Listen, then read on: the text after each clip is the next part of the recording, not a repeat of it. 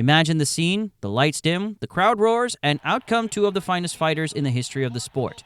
Welcome, boxing enthusiasts, to a fantasy matchup that's sure to get your heart racing and your fists clenched. Salvador Sanchez versus Julio Cesar Chavez. But his opponent is one of the best fighters around, inch for inch and pound for pound, Salvador Sanchez. This is a hypothetical showdown that pits two of Mexico's greatest boxing legends against each other in a battle that would determine who truly deserves the title of Mexico's greatest boxer of all time. On one side, Salvador Sanchez, the featherweight wizard with more tricks up his sleeve than a magician at a kid's party. Sanchez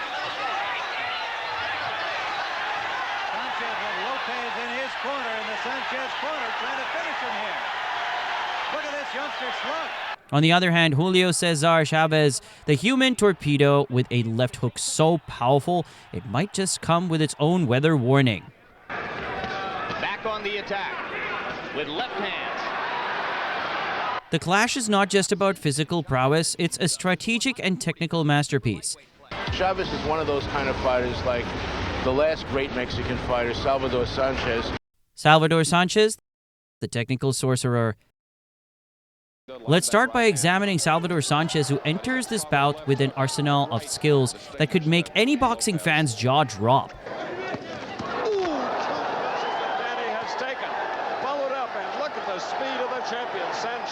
Sanchez wasn't just a fighter. He was a maestro in the ring, orchestrating his opponents with the precision of a concert pianist. His all-around skills were legendary. Sanchez's ability to control the fight, dictate the pace, and adapt his tactics to any opponent was second to none. As I said, an excellent round for Sanchez. He wasn't just a boxer, he was a ring general, always one step ahead of his rivals. Sanchez's defensive skills were as sharp as attack. His head movement and footwork allowed him to evade punches with the grace of a dancer. He could slip, slide, and sidestep like he was on ice skates. With his back to us, look at the movements.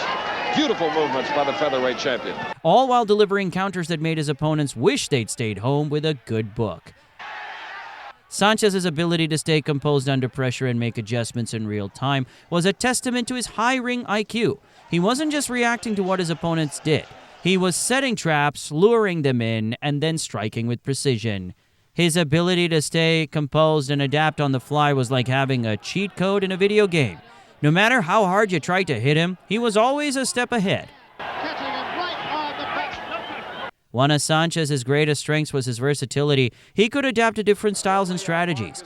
Oh, a tremendous right hand, and Sanchez now is beginning to land punches from long range. Whether it was outboxing an opponent from a distance or getting up close and personal in the trenches. Lopez takes another combination from Sanchez. His stamina was another key factor. Sanchez was known for his endurance and never seemed to tire, even in the later rounds. In a 15-round fight, this would give him a significant advantage over opponents who might struggle to keep up the pace. Julio Cesar Chavez, the relentless pressure fighter. Now we turn our attention to Julio Cesar Chavez, the fighter who brought relentless pressure and an indomitable spirit to the ring. Chavez's style was all about aggression and persistence. He was like a freight train barreling down the tracks, never stopping, always moving forward. Hand until he's dropping it. Yep, and Chavez is throwing over the top of Taylor now, beginning to land with more consistency. Right hand leads, doing the damage for Chavez now. A solid left inside. And the crowd begins to heat up as Julio Cesar Chavez turns up the pressure. His head movement was exceptional, making it difficult for opponents to land clean shots. Chavez had a way of slipping punches and closing the distance, often overwhelming his opponents with sheer determination and power. One of Chavez's most dangerous weapons was his left hook to the body. This punch was feared by many as it could break down an opponent's defenses and sap their energy. Chavez's body attack was relentless, and he would use it to wear down his opponents, making them more vulnerable to his power shots. And whenever you see Chavez back a man up against the ropes, watch for left hooks to the body. He was a master at getting inside and making the fight a grueling battle of attrition. Despite his aggressive style, Chavez also had a high level of technical skill. Also cut him, and he's in a world of trouble. Oh, no. This is experience here. He knew how to use his head movement and defensive techniques to avoid punches while still applying pressure. Still 15 seconds. Look at the combinations, Barry. His ability to adapt and adjust his tactics in the heat of the moment made him a formidable opponent for anyone. Opening the attack. Body, head. This is vintage Chavez. Punishing blows by Chavez. This could do it. It's all over. The clash of styles. Sanchez versus Chavez. In this mythical matchup, we're looking at a classic clash of styles. Sanchez's technical mastery against Chavez's relentless aggression. It's a fight that pits finesse against power, strategy against sheer will. Chavez would undoubtedly bring the pressure from the opening bell. He would try to close the distance, get on the inside, and make it a close quarters battle. His strategy would be to overwhelm Sanchez with constant pressure, using his superior conditioning and stamina to wear him down. Up to the head, the infinite variety of punches of Chavez, which don't stop until the fight is ended. Chavez surgically taking apart Angel Hernandez. Chavez's head movement and body attack would be key components of his game plan, as he would look to break Sanchez's rhythm and capitalize on any openings. Here's a left. That left landed. And this is what Chavez did to Mayweather in their first fight. He stood him up and he's got him standing still on the ropes. However, Sanchez wasn't just a technician. He was also capable of matching Chavez in the trenches. His inside game was just as impressive as his outside game. Sanchez could handle himself in close quarters using his superior skill and experience to counter Chavez's attacks.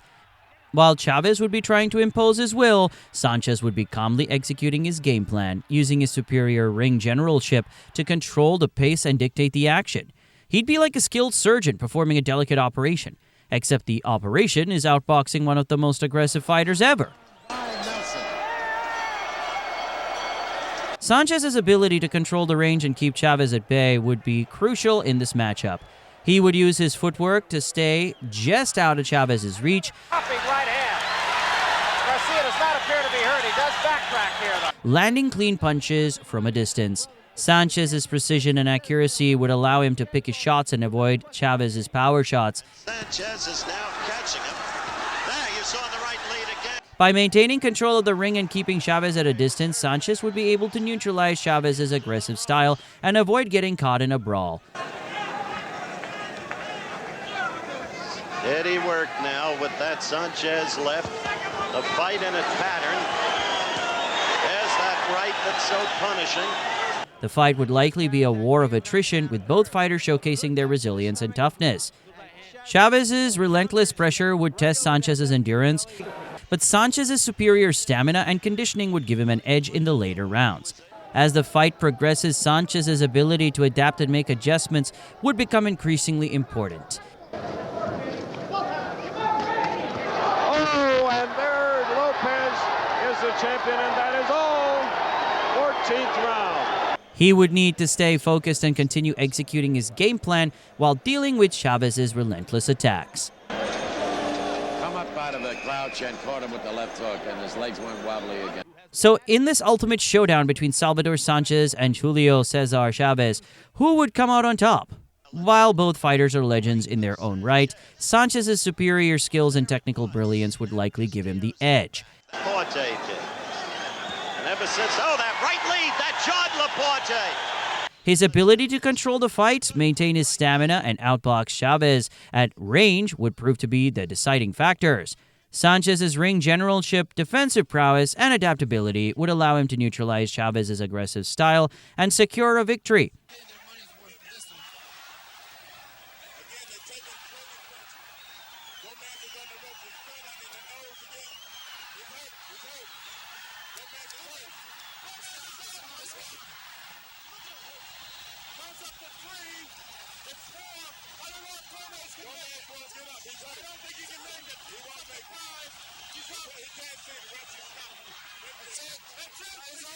In the end, whether you are Team Sanchez or Team Chavez, this mythical clash would be one for the history books.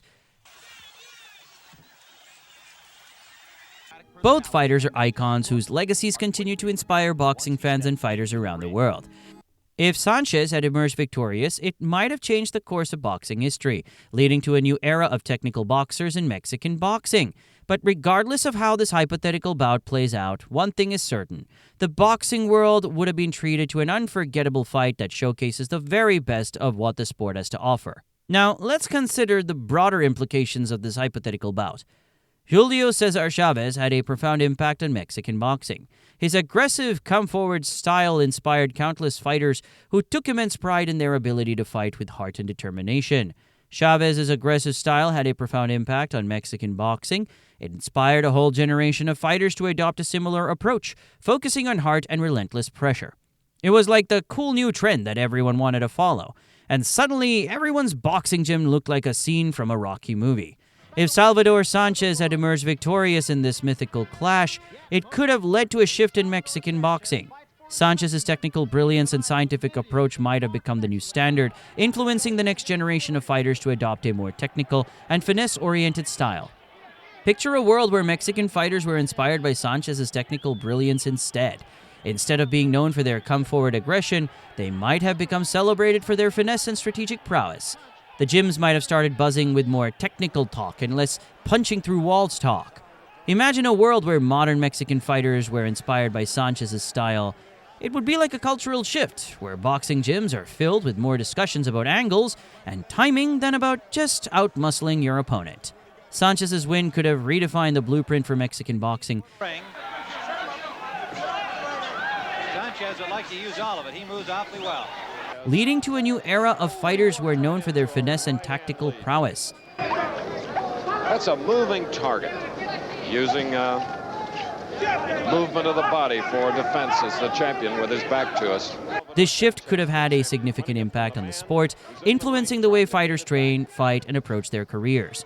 That's what I think would have happened. Look, nobody respects Julio Cesar Chavez more than me. He was the ultimate fighting machine. But Salvador Sanchez is the most incredible boxer I've ever seen, and I think he would win this fight. And he got his mouth open, so you know it's possible that he can have his jaw broke. That's right. He's hurt again, but he's still fighting.